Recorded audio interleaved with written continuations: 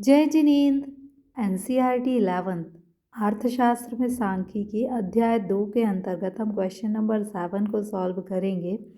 इसमें हम प्रतिदर्श, समष्टि और चर के उदाहरण दो लिखेंगे।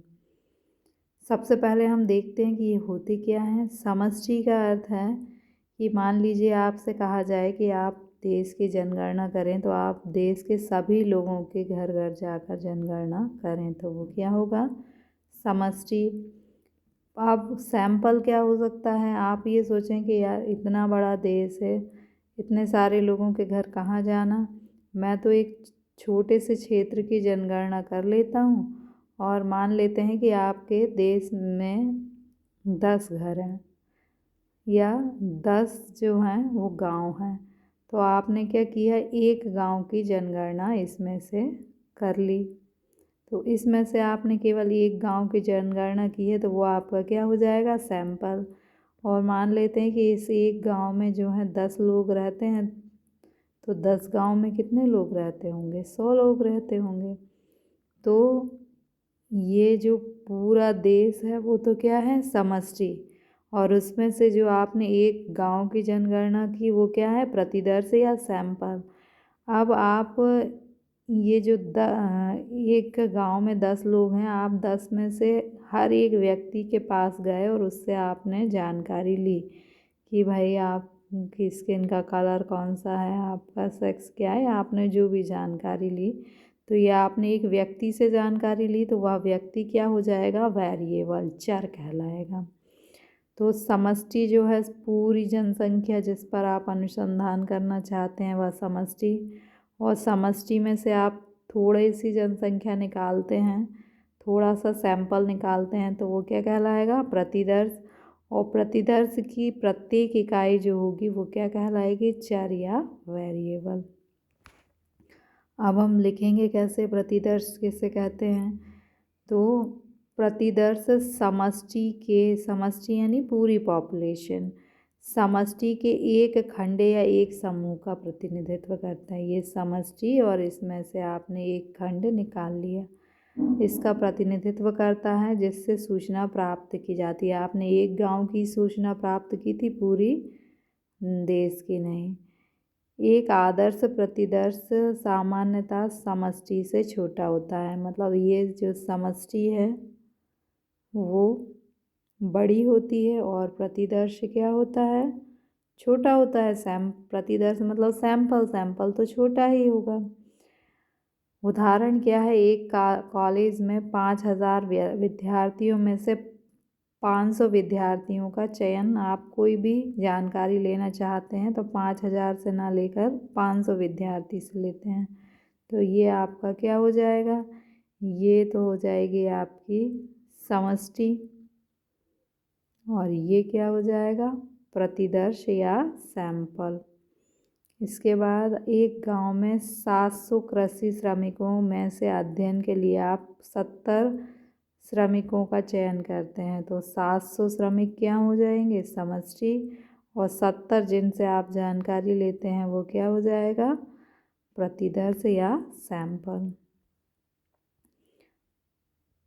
सैंपल क्या होता है, सैंपल रिप्रेजेंट सेगमेंट और group of population from which information can be obtained, मतलब पूरे ग्रुप में से जो एक छोटे से ग्रुप से आप कोई इन्फॉर्मेशन लेते हैं वो छोटा सा ग्रुप क्या कहलाएगा, सैंपल कहलाएगा, और जो बड़ा ग्रुप है वो क्या कहलाएगा, पॉपुलेशन कहलाएगा। एग्ज़ाम्पल के लिए आप 500 स्टूडेंट को सिलेक्ट करते हैं 5,000 स्टूडेंट में से किसी भी अनुसंधान के लिए, तो क्योंकि टोटल पॉपुलेशन कितनी है 5,000, तो ये पॉपुलेशन होगा, इसमें से आपने जानकारी कितने से ली, 500 से, तो 500 क्या हो जाएगा, सैंपल। ऐसे ही यदि एग्रीकल्चर लेबर जो है गांव में टोटल 700 है, तो ये क्या हो गई, पॉपुलेशन, और आप रिसर्च के लिए केवल 70 जो एग्रीकल्चर लेबरर हैं उनसे कोई जानकारी लेते हैं, तो ये क्या हो जाएगा, सैंपल। समष्टि किसे कहते हैं, सांख्यिकी में समष्टि शब्द से तात्पर्य है अध्ययन के क्षेत्र के अंतर्गत आने वाली सभी मदों और इकाइयों की समग्रता। यानी ये पूरा हमारी समष्टि यानी पूरे देश के सभी लोगों पर हम जनगणना करेंगे तो सभी लोग क्या कहलाएंगे? समष्टि कहलाएंगे। जैसे जिले के समस्त श्रमिकों का अध्ययन, तो हमने पूरे श्रमिक ले लिए तो ये क्या कहलाएगा? समष्टि। या एक फैक्ट्री पर हम रिसर्च कर रहे हैं और उसके सारे मजदूरों पर रिसर्च करें तो वो क्या कहलाएगा? समष्टि। Population.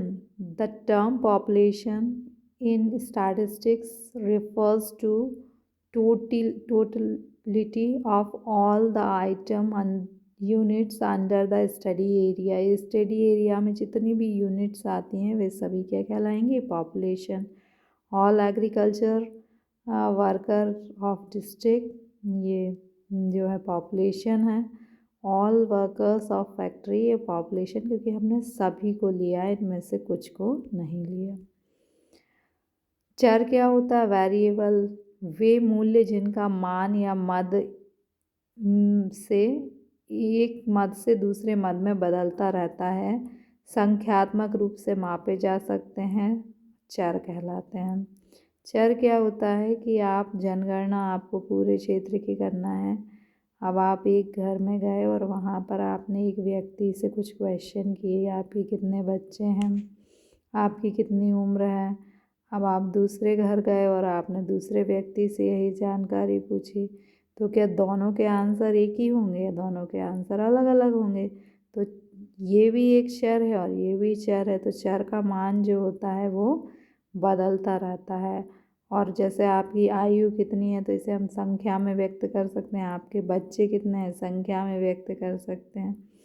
तो चर का मान बदलता रहता है और ये संख्यात्मक रूप से व्यक्त किया जा सकता है। चर का उदाहरण क्या है? प्रत्येक वर्ष खाद्यान्न का उत्पादन कितना हुआ, तो ये एक एक वर्ष के बारे में बता रहे हैं, तो ये एक वर्ष क्या होगा? चर होगा। लोगों से आप आयु पूछते हैं, उनके बच्चों की संख्या पूछते हैं, तो ये क्या होगा? चर के बारे में हम जानकारी प्राप्त कर रहे हैं। Variable whose value वैरीड।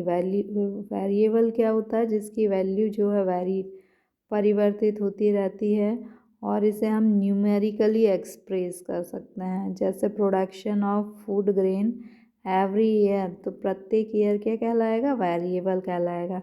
Pupils as क्या कहलाएगी? वेरिएबल कहलाएगी। So thank you.